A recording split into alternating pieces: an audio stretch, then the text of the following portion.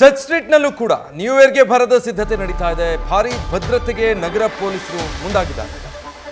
ಈ brigade road ಮತ್ತೆ church street ಅಂದ್ರೆ ಅಕ್ಕಪಕ್ಕದಲ್ಲೇ, ಬಹಳ ದೂರ ಏನಿಲ್ಲ ಅಲ್ಲ.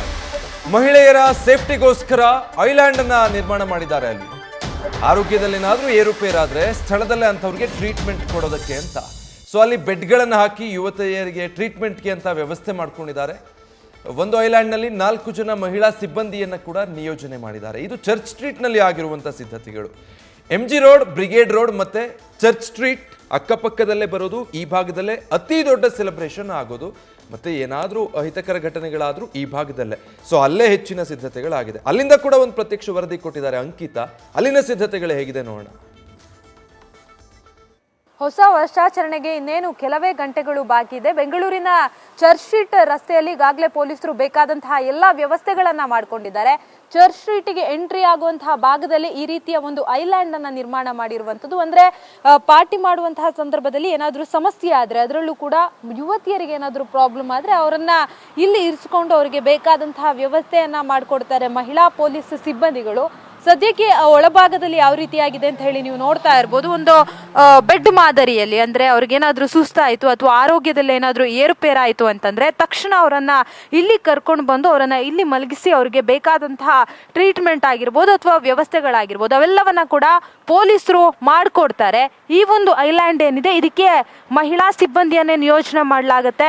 2ರಿಂದ ಸುಮಾರು 4 ಜನ ಸಿಬ್ಬಂದಿಗಳು ಇದರಲ್ಲಿ ಇಡ್ತಾರೆ. ಅಂದ್ರೆ ಇಲ್ಲಿ ಓಡಾಡುವಂತಹ ಯಾವುದೇ ಯುವತಿಯರಿಗೆ ಮಹಿಳೆಯರಿಗೆ ಸಮಸ್ಯೆ ಆದ್ರೆ ಅವರು ತಕ್ಷಣ ಪೊಲೀಸರನ್ನ ಸಂಪರ್ಕ ಮಾಡಬಹುದು. ಜೊತೆಗೆ ಅವರನ್ನ ಇಲ್ಲಿ ಕರ್ಕೊಂಡು ಬರ್ತಾರೆ. ಇನ್ನು ರಸ್ತೆ ನೀವು ನೋಡ್ತಾ ಇರ್ಬೋದು, ಈ ಭಾಗದಲ್ಲಿ ಸಾಕಷ್ಟು ಪಬ್ಗಳಿರೋದ್ರಿಂದ ಈಗಾಗಲೇ ಪೊಲೀಸರು ಪಬ್ ಮಾಲೀಕರಿಗೂ ಕೂಡ ಸಾಕಷ್ಟು ಸೂಚನೆಗಳನ್ನ, ಎಚ್ಚರಿಕೆಯನ್ನ ಕೊಟ್ಟಿದ್ದಾರೆ. ಯಾವುದೇ ಕಾರಣಕ್ಕೂ ಅಹಿತಕರ ಘಟನೆ ನಡಿಬಾರ್ದು ಅನ್ನೋ ಕಾರಣಕ್ಕೆ ಎಲ್ಲಾ ರೀತಿಯ ವ್ಯವಸ್ಥೆಗಳನ್ನ ಈಗಾಗಲೇ ಪೊಲೀಸ್ ಇಲಾಖೆ ಕೂಡ ಮಾಡ್ಕೊಂಡಿದ್ದಾರೆ.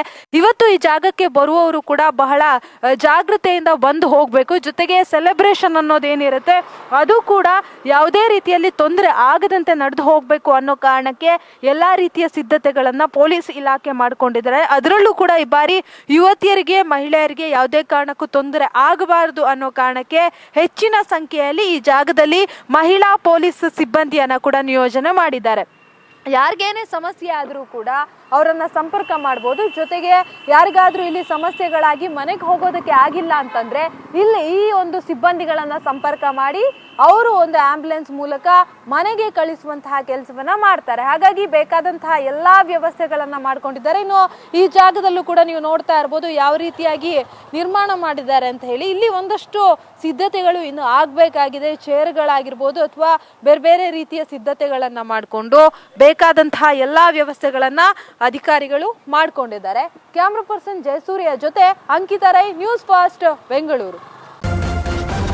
ನ್ಯೂಸ್ ಫಸ್ಟ್ ನಿರ್ಭೀತಿಯಿಂದ ನಿಮ್ಮ ಪರವಾಗಿ.